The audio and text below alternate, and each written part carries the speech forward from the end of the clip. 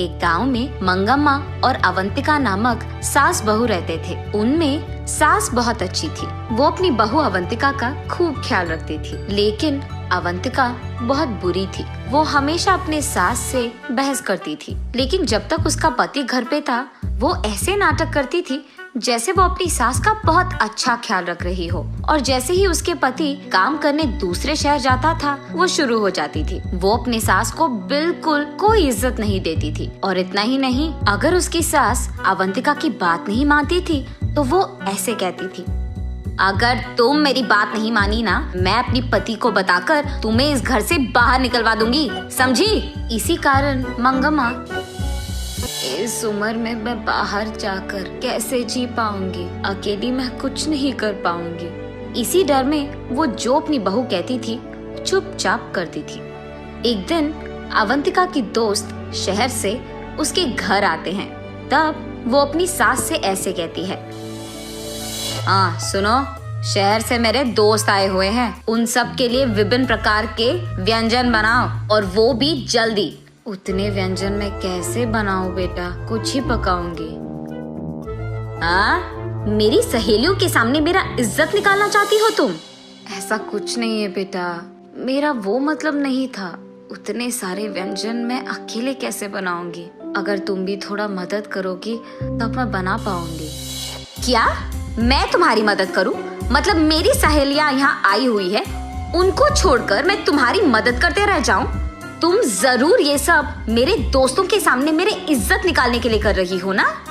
अरे रे बेटा, मेरा ये मतलब नहीं था। ठीक है, मैं वो सारे व्यंजन बना दूंगी, तुम जाकर अपनी सहेलियों से बात करो। ये कहकर मंगम्मा वहाँ से जाकर रसोई घर में एक के बाद एक व्यंजन बनाने लगती है। और यहाँ अवंतिका उसके सहेलियों के सामने, देखा तुम लोगों ने, मैं मेरे सास को मेरे काबू में रखती हूँ। मेरी सास तो मेरे सामने अपना मुंह भी खोलती नहीं है, मैं जो बोलूँ वही सुनती है, एकदम कुत्ते की तरह। ऐसे वो उसकी सास का मजाक उड़ाती है। उस सारे सहेलियों में से एक उसे देख ऐसे कहती है, अरे सुनो, इस उम्र में अपनी सास को इतना काम देना ठीक नहीं लग रहा मुझे, और वो अकेली इतने सारे काम कैसे करेगी अवंतिका? ऐसे पूछती है।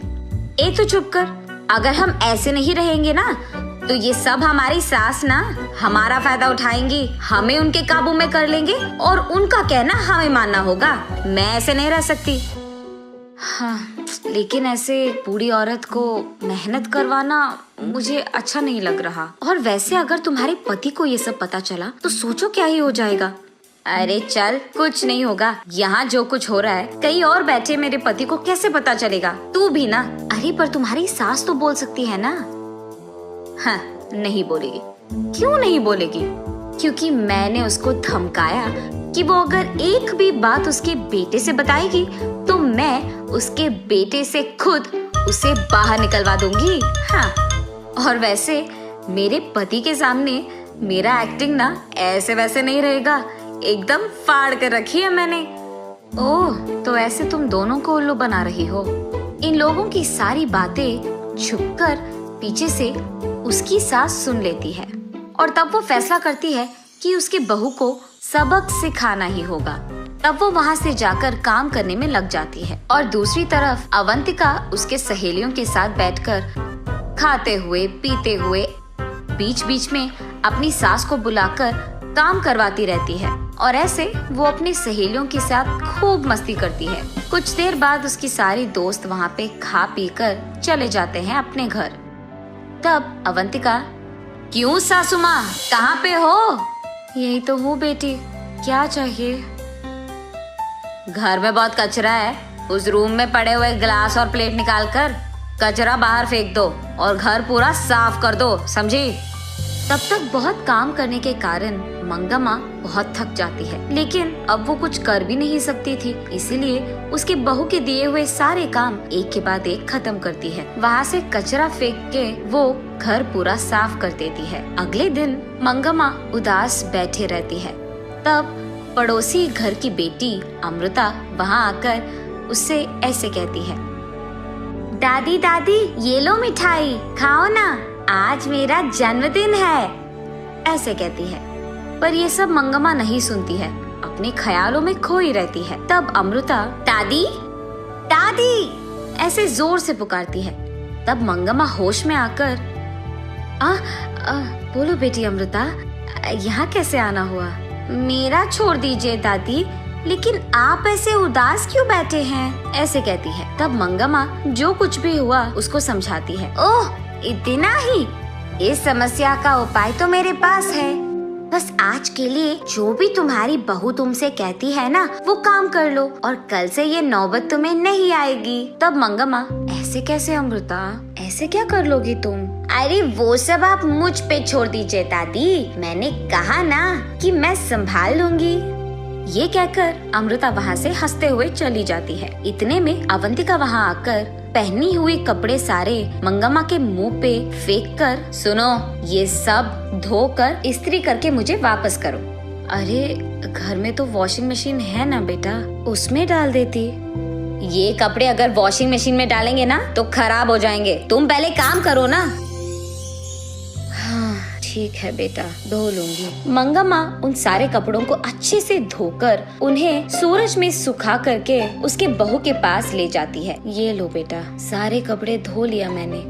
अच्छा, तो फिर कपड़े को तय कौन करेगा? मैं? उनका इस्त्री करके अलमारा में लगा दो। उसकी बहू की बात मानकर वो उन सारे कपड़ों को तय करके उनका इस्त्री करके अलमारा में लगा देती है। अगले दिन मंगम्मा का बेटा शहर से घर वापस लौटता है और आते ही अवंतिका, अवंतिका, कहाँ हो तुम? ऐसे जोर से चिल्लाता है। अचानक उसके पति का आवाज सुनकर अवंतिका डर के मारे भागते हुए रसोई घर में जाकर वहाँ खाना पका रही उसकी सास से ऐसे कहती है, सासू माँ, आप बाहर जाकर आराम कीजिए, खाना मैं बना दूंगी। ऐसे वो मंगम्मा को बाहर भिजाकर हाथ में चम्मच लिए ऐसे नाटक करती है जैसे वो पूरा काम कर रही है। ऐसे ही वो बाहर आकर, क्या हुआ जी, आप एक भी बात बताए बिना घर आ गए? इतनी देर से बुला रहा हूँ, अब आई तुम बाहर? इतनी देर से अंदर क्या कर रही थी? ऐसे पूछता है गुस्से में। वो मैं खाना पका रही थी जी, सुबह से सारे काम कर करके मैं थक गई। हाँ हाँ, मैंने देखा है कितना काम कर रही हो तुम। ये क्या ऐसे बात कर रहे हैं? ऐसे वो मन में सोचती है।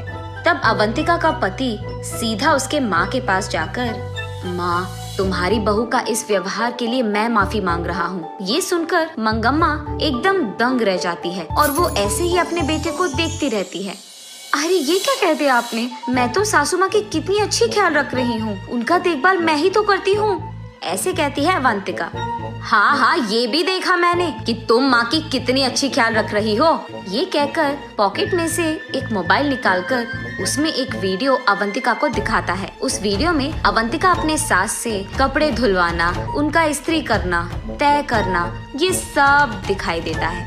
ये देख मंगम्मा को समझ आता है कि ये सब अमृता का किया है और ये समझकर वो अपने आप में खुश हो जाती है। मगर दूसरी तरफ अवंतिका को ये नहीं पता चलता है कि ये सब किसने किया है, लेकिन वो अपना गलती मानकर चुपचाप खड़ी रहती है। उसके बाद अपनी गलती का एहसास होने के कारण वो अपनी सास का बहुत अच्छा ख्याल रखने लगती है।